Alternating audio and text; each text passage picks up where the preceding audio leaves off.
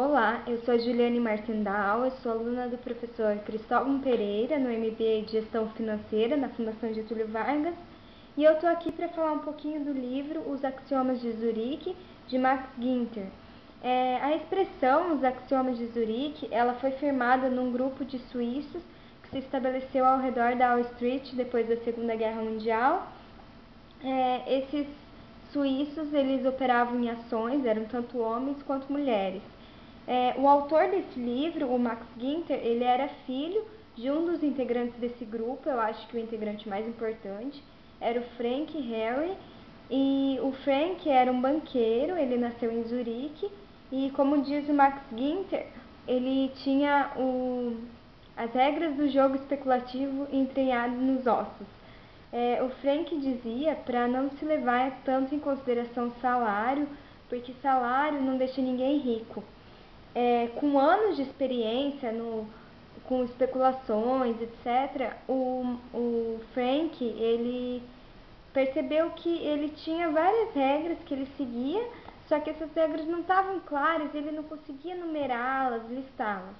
E sendo assim, ele começou a conversar com alguns outros amigos que também operavam em Wall Street, e eles começaram como uma brincadeira a listar essas regras conforme elas iam aparecendo no dia a dia. E essa lista foi se aperfeiçoando e foi ela que deu origem aos axiomas de Zurique. Os axiomas de Zurique, eles têm como finalidade principalmente orientar investimentos em que se arrisca dinheiro para se conseguir mais dinheiro. O que eu achei mais interessante no livro foi que ele mostra ideias bem diferentes do que a gente está acostumado a ver em investimentos. O primeiro axioma, por exemplo, que é o axioma do risco, ele fala que se você não está preocupado, é porque você não está arriscando o suficiente. E o axioma diz que se você quer ter um ganho, você tem que arriscar alguma coisa, seja um capital emocional, um capital material, qualquer coisa você precisa arriscar. Ele até ironiza falando de pessoas que buscam uma vida tranquila, ele fala que se o seu objetivo de vida é ficar longe de preocupações, então você também vai ficar longe de ficar rico. Depois disso, ele fala de apostar quantias que valham a pena. O que seria isso? A gente está acostumado a pensar assim, que só se deve arriscar aquilo que a gente pode perder. Só que pensando naquilo que a gente pode perder, a gente sempre quer perder pouco, então a gente acaba arriscando pouco. E nesse caso, ele fala que, por exemplo, se você aplicar $100, você pode conseguir uma super jogada aí de conseguir dobrar seu capital. Só que se você arriscou pouco, você não vai ficar rico. De $100 você vai passar para 200 e você vai continuar pobre. Então a sacada é arriscar bastante. E outra coisa que difere bastante da nossa ideia comum que a gente tem de investimento é em relação à diversificação. Ele fala que a diversificação realmente te deixa longe de vários perigos, mas principalmente do perigo de enriquecer. O que ele fala? Tem tudo a ver com isso que eu citei agora, de quantias que valham a pena. Por quê? Se você diversifica muito as suas operações, você acaba deixando pequenas fatias em cada lugar.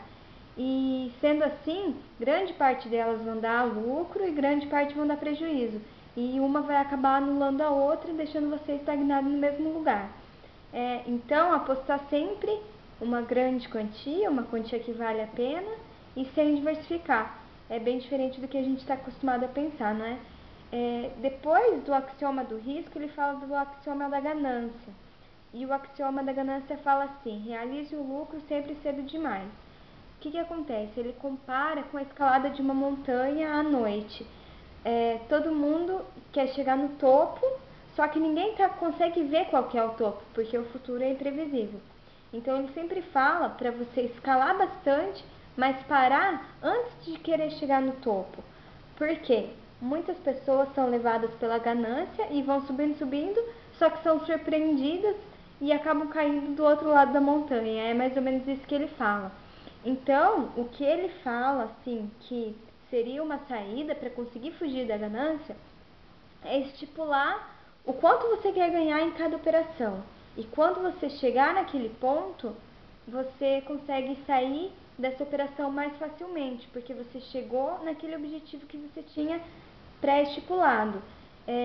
Se você não estipula aonde você quer chegar, cada vez que você atinge o topo, você não acaba vendo isso como uma linha de chegada, que você atingiu um patamar alto. Você acaba considerando isso como se fosse um novo ponto de partida e querendo dali ganhar mais, se deixando levar pela ganância, correndo grande risco de ter grandes prejuízos se o cenário se inverter. Em relação à esperança, teimosia, ele fala de que tem uma frase no livro que fala que se o barco começar a afundar é para abandonar em vez de ficar rezando. E isso é verdadeiro, só que parece simples, mas tem muitas pessoas que quando vê que a maré está indo ruim, se apegam mais ainda àquela operação na esperança de que ela volte a ser lucrativa, de que ela volte a ser uma boa operação. E nessa de ficar na esperança de que aquilo se reerga, a pessoa acaba perdendo muito mais. E no final das contas acaba perdendo todo o seu lucro que já teve. Então por isso, quando você percebe que a maré está se abaixando, é o ponto de cair fora. Da teimosia também, que ele diz que se não deu certo uma vez, esqueça, não adianta querer ficar tentando de novo. E acho que a maior lição desses dois axiomas é que ele fala assim, encare uma perda pequena com um sorriso, porque é ela que vai te fazer ficar longe das perdas grandes. Assim como o axioma da esperança pode ser explicado junto com o da teimosia, o das previsões, dos padrões e dos consensos também. O que acontece? Há muitos conselheiros por aí que ficam dando palpite sobre mercado, sobre especulações, só que o que o livro diz? Que o futuro é imprevisível e em relação a mercado, a dinheiro, tudo depende das atitudes das pessoas e as atitudes das pessoas são algo imprevisível, ninguém consegue prever. Ele dá muitos exemplos de conselheiros que tiveram grandes acertos em suas previsões, só que ele mostra que os acertos foram publicados, foram bastante discutidos, mas a maioria das previsões que fizeram, que foram erradas, todo mundo abafa, porque não é isso que aquece o mercado, né? Então, é melhor você ir pelo seu intuito, pelos seus estudos, pelo que o mercado está mostrando ali no momento, do que por previsões de conselheiros. Ele fala assim que o comportamento do ser humano não é previsível.